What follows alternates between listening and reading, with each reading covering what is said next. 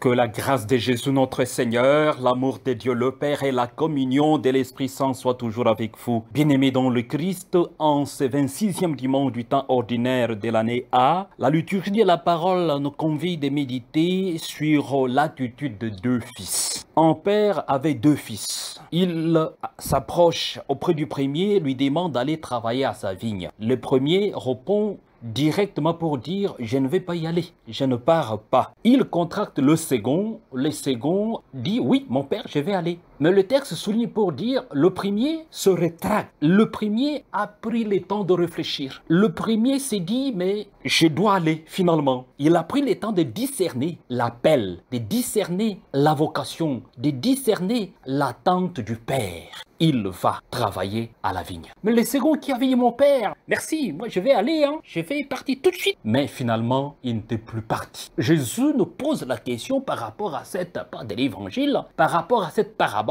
Il nous dit « lequel d'entre les deux avait fait la volonté du Père ?» Mais bien sûr, c'est le premier. Et Jésus loue l'attitude du premier. Jésus fait l'éloge du premier qui est parti travailler. Bien-aimés dans le Christ, à la suite du Christ, notre oui doit être un oui. Effectivement, nous ne pouvons pas dire oui et après refuser dire non. Mais généralement, c'est ça notre attitude. Notre attitude quotidienne, généralement, c'est de dire oui. C'est effectivement d'écouter la prédication, de participer à la messe, de participer à tous les exercices de piété. Mais notre cœur est loin de la réalité. Notre cœur est loin de la réalité parce que nous n'arrivons pas à le servir. Nous n'arrivons pas à nous approcher réellement à servir le Seigneur. Nous sommes généralement du genre du second fils. Nous sommes dans les apparences. Nous sommes généralement dans le monde du paraître. Il faut paraître. Que la société nous voit, nous faisons ceci ou cela, mais en réalité, on ne fait rien. Nous sommes dans le paraître pour avoir accepté la mission du Père, mais nous ne le servons pas de tout notre cœur. On a l'impression que cet appel du Seigneur devient notre assurance personnelle de vivre, notre attention personnelle de paraître et de gonfler. Non, Jésus loue l'attitude du premier fils, qui a pris le temps de réfléchir au fait qui s'est repenti, qui s'est converti, qui est passé par le métanoïa et qui sert le Seigneur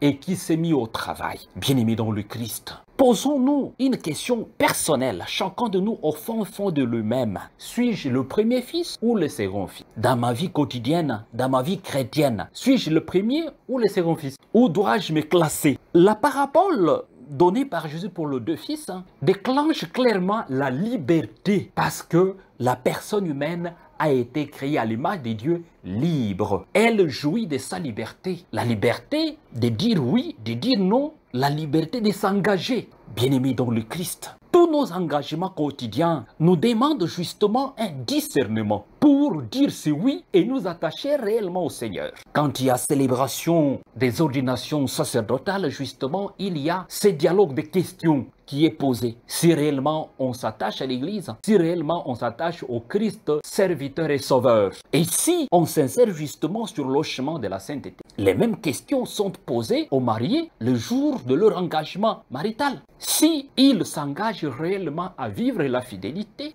comme dynamique du repentir, dynamique de la conversion permanente de leur vie vers la sainteté. La liberté nous est donnée et parfois nous usons simplement ou d'une façon simpliste cette liberté et nous restons dans le paraître. On reste dans le paraître, ce qui fait que après quelques années, après quelques mois, après quelques jours, l'engagement tombe. L'engagement donné devant le Seigneur, devant nos frères et sœurs, commence à tomber et cela pose problème. Il y a tiraillement dans de famille, il y a tiraillement dans des unions conjugales, il y a tiraillement dans l'église, il y a tiraillement dans des couvents religieux, ainsi de suite, dans tous les niveaux possibles de nos engagements. Que notre oui soit réellement un oui. C'est de faire la volonté du Père. C'est le faire la volonté du Père qui récapitule tout, non pas le paraître, non pas dire oui, non pas dire non au même moment. C'est de dire oui, que notre oui soit le vrai oui. Et que cela soit dans la dynamique de l'exercice permanent de la conversion. C'est à cela que le Christ nous appelle. Sinon, nous resterons le second fils et Jésus va déclarer pour dire le prostitué, le publicain vous précéderont dans le royaume des cieux parce que